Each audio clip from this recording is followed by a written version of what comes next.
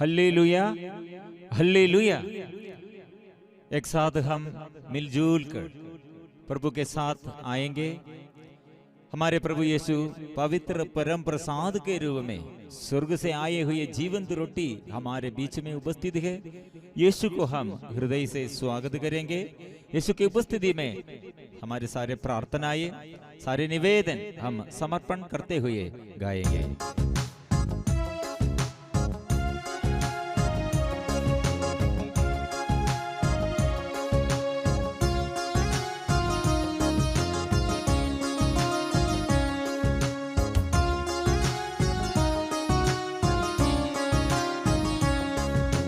पिता तेरी वंदना करते हैं, पिता तेरी वंदना करते हैं। जीवन तेरे चरणों में रखते हैं, जीवन तेरे चरणों में रखते हैं। हम तुझे प्यार करते हैं, हम तुझे प्यार करते हैं। यीशु तेरी वंदना करते हैं, यीशु तेरी वंदना करते हैं। जीवन तेरे चरणों में रखते हैं, जीवन तेरे चरणों में रखते हैं।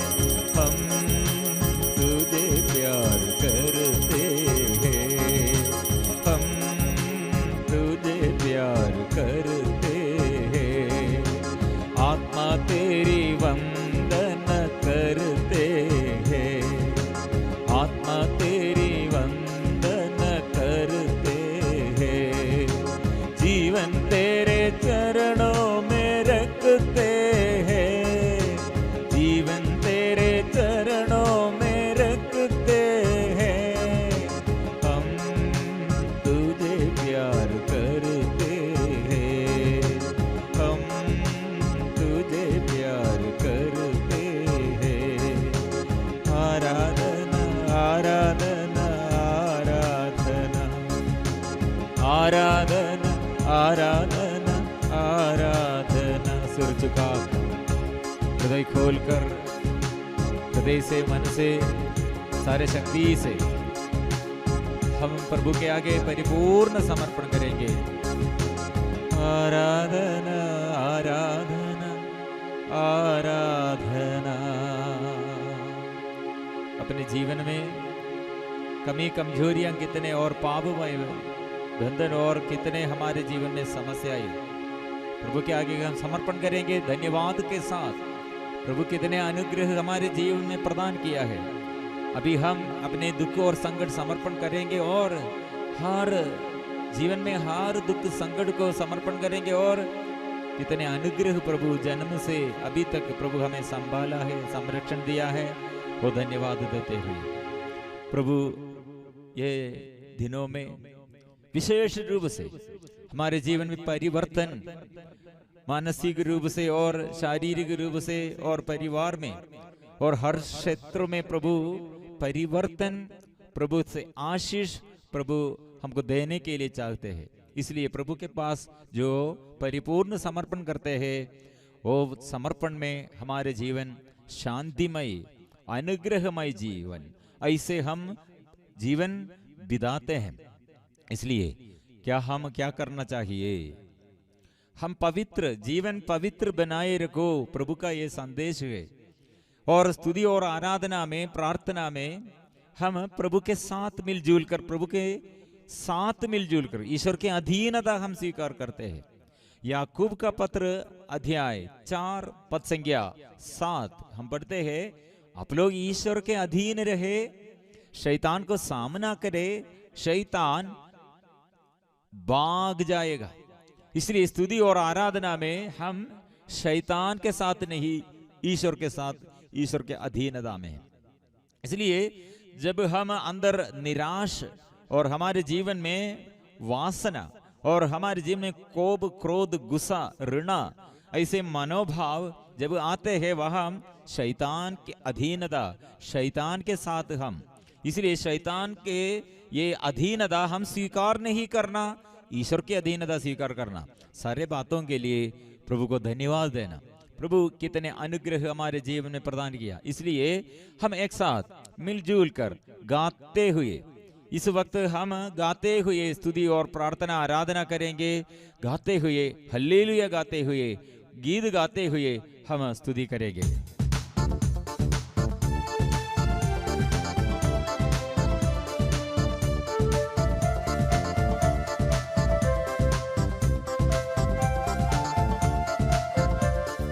हालेलुया गाऊंगा प्रभुवर की, मरियम सुध की, आनंद के गीत गाता रहूंगा। हालेलुया गाऊंगा, हालेलुया गाऊंगा प्रभुवर की, मरियम सुध की, आनंद के गीत गाता रहूंगा। हालेलुया गाऊंगा।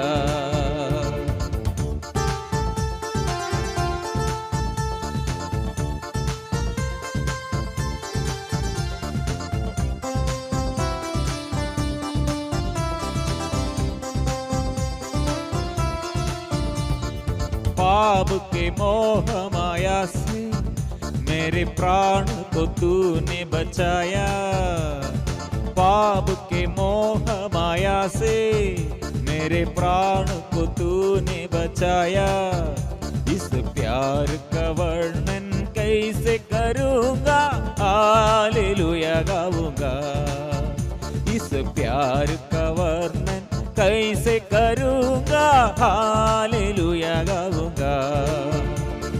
हालेलुया गाऊंगा प्रभुवर की, मरियम सुध की, आनंद के गीत गाता रहूंगा।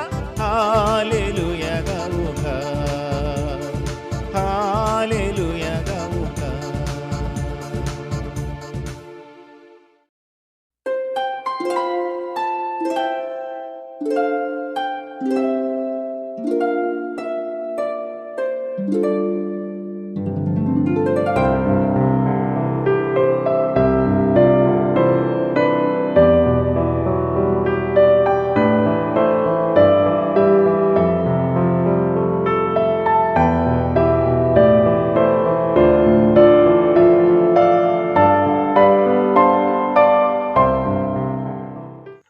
पिता, पुत्र और पवित्र आत्मा के नाम पर आमीन। एक पल हम हमारे हाथों को जोड़कर आंखें बंद करते हुए प्रभु से प्रार्थना करें। इस चालीसा के समय पर जैसे प्रभु यीशु चाहता है, उसी प्रकार हमारे जीवन को नया बनाने की कृपा हम प्रभु से मांगेंगे। ईश्वर के वचन द्वारा हम सभी लोगों को पवित्रता मिले, चंगाई मिले, मन में शांति मिले। स्वर्गदूतों का संरक्षण और सभी संत लोगों का मध्यस्थता हम सभी लोगों के साथ हो। पिता, पुत्र, पवित्र आत्मा के नाम पर आमीन।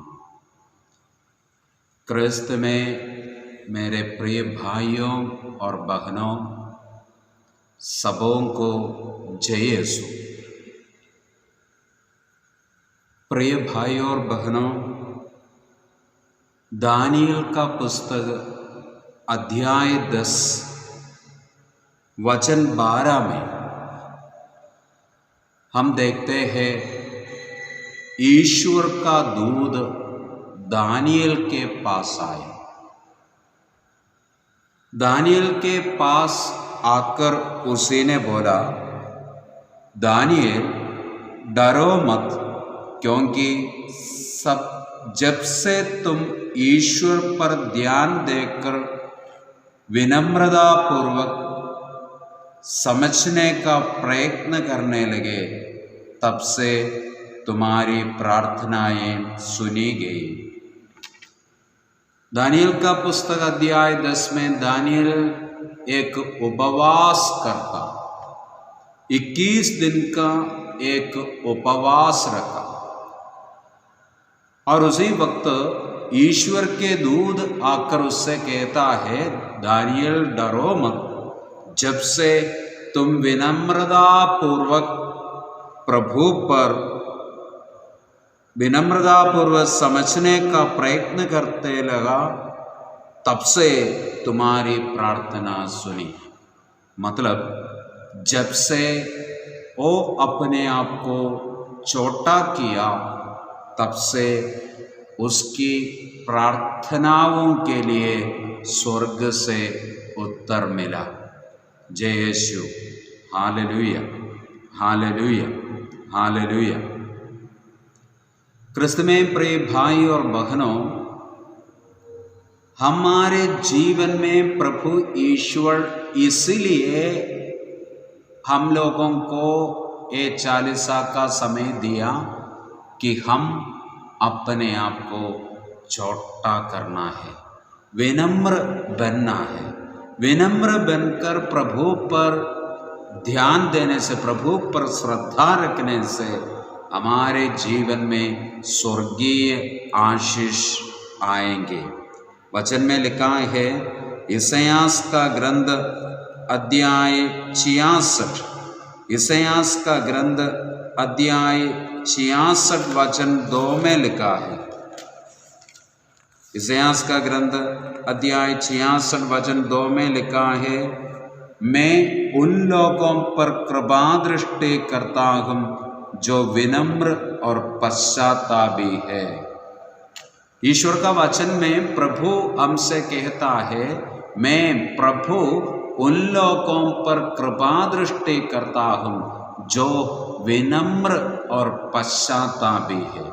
जो अपने आप को विनम्र करता है, जो अपने आप को छोटा बनाता है, उसी व्यक्ति के लिए स्वर्ग का द्वार खुल जाएंगे, उसी व्यक्ति पर स्वर्ग की आशीष आएंगे।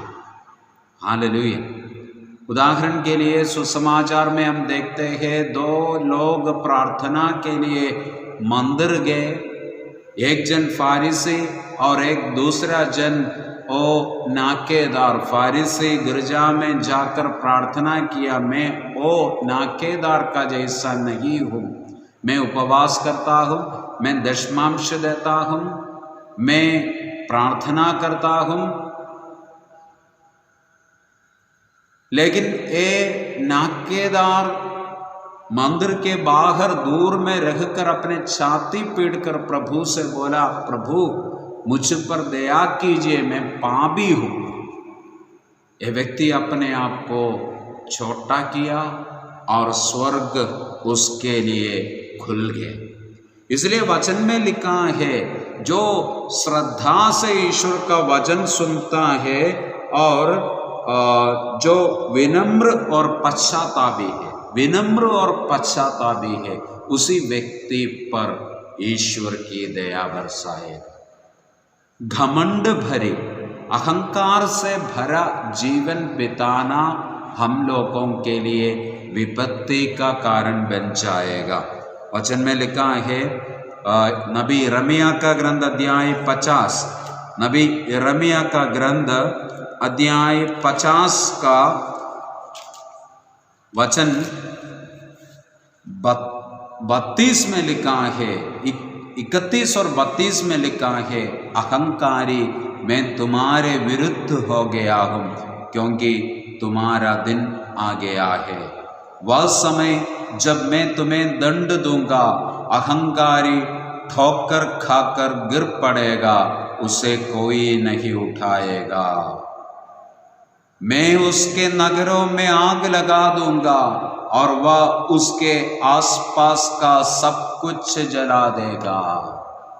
अहंकारी के बारे में लिखा है, अहंकारी ठोकर खाकर गिर जाएगा, अहंकारी ठोकर खाकर गिर जाएगा। प्रभु कहता है, अहंकारी मैं तुम्हारे विरुद्ध हो गया हूँ। मतलब अहंकार भरी जीवन बिताने वाले व्यक्ति के जीवन में ईश्वर की आशीष नहीं होगा, ईश्वर की आशीष नहीं होगा। ईश्वर को छोड़ना नहीं, ईश्वर से दूर रहकर जीवन बिताना नहीं।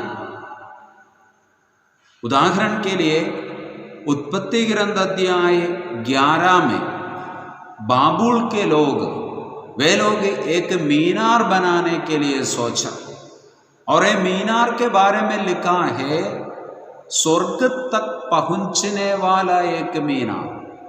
स्वर्ग तक पहुंचने वाला एक मीनार मतलब स्वर्ग तक पहुंचने वाला मीनार, इसका मतलब ये है ईश्वर को छोड़कर हमारी बुद्धि पर भरोसा रखकर, हमारे शक्ति और ताकत पर भरोसा रखकर हम स्वर्ग तक पहुंचेंगे। बाद में वचन में हम देखते हैं, बाद में उनके जीवन में उल्लंघन की दुष्ट शक्ति घुस गया।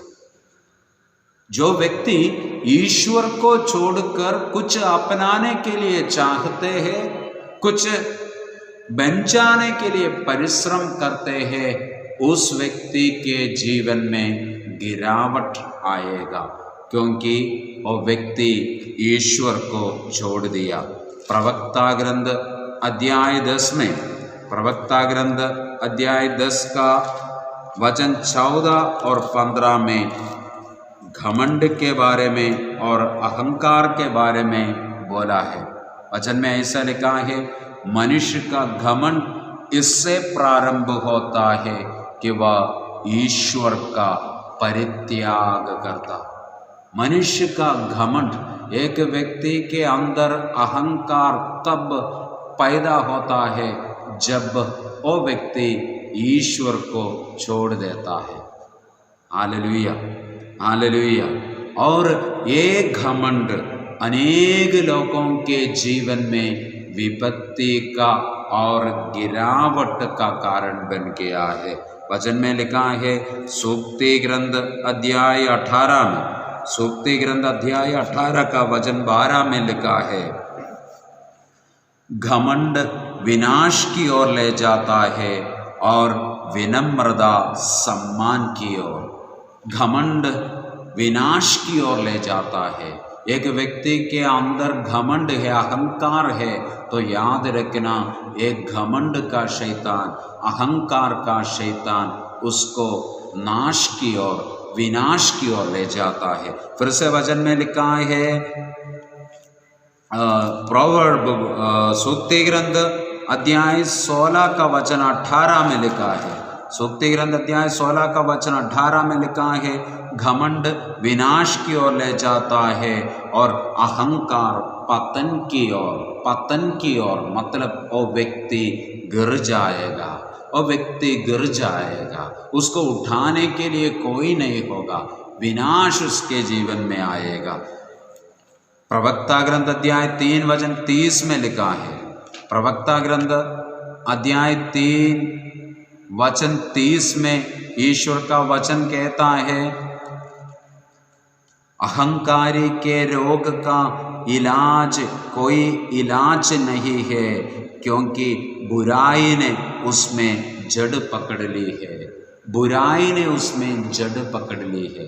अहंकारी का इलाज, कोई इलाज, अहंकारी का रोग के लिए कोई इलाज नहीं है, क्योंकि बुराई उस व्यक्ति में जड़ पकड़ा है। अनेक परिवार में, अनेक लोगों के जीवन में, हम अनेक मनुष्यों के जीवन में बुराई का जड़ पकड़ा है, कारण उसके अंदर घमंड है। फिर से देखिए प्रवक्ता ग्रंथ अध्याय 6 वचन 2 और 3 में लिखा है, सांड की तरह घमंडी मत बनो, कहीं ऐसा ना हो कि वह तुम्हारा विनाश कर दे, तुम्हारे पत्ते खाए, तुम्हारे फल तोड़े और तुमको सूखे पेड़ की तरह छोड़ दे।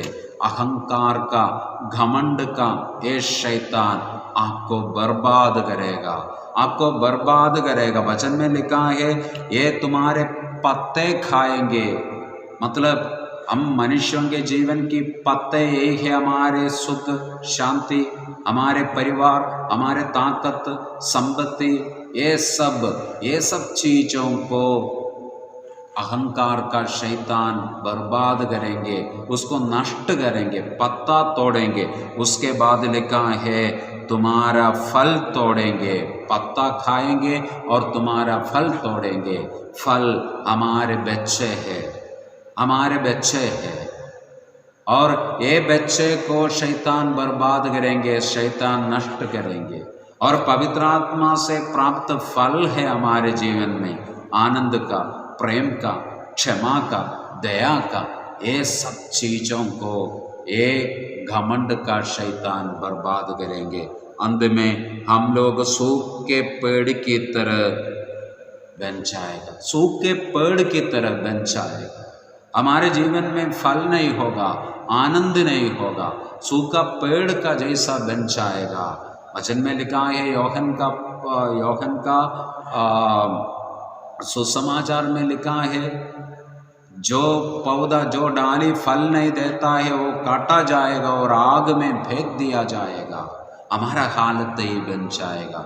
इसलिए प्रिय भाई और बहनों, चालीसा के इस समय में प्रभु ईश्वर हमसे यही चाहता है, प्रभु ईश्वर हम लोगों को यही आदेश देता है कि तुम विनम्र बन जाओ, विनम्र बन जाओ, विनम्र बनकर ईश्वर की संगति में बैठो।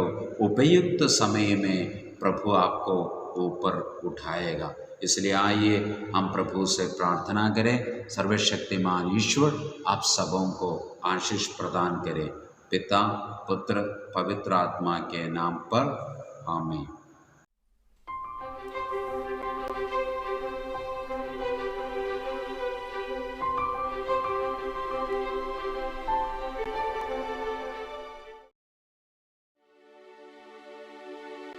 फिर हम समर्पण करेंगे पवित्र परम प्रसाद के आगे सिर झुकाकर। पवित्र परम प्रसाद के आशीष के लिए आग्रह के साथ हम समर्पण करेंगे। ये पवित्र परम प्रसाद के अनुग्रह आशीष फिर हम ग्रहण करेंगे। पवित्र परम प्रसाद की आराधना, स्तुति, महिमा हो सदा सर्वदा, प्रशंसा हो। पवित्र परम प्रसाद की आराधना, स्तुति, महिमा हो सदा सर्वदा, प्रशंसा हो। पवित्र परम प्रसाद की आराधना, स्तुति, महिमा हो सदा सर्वदा, प्रशंसा हो।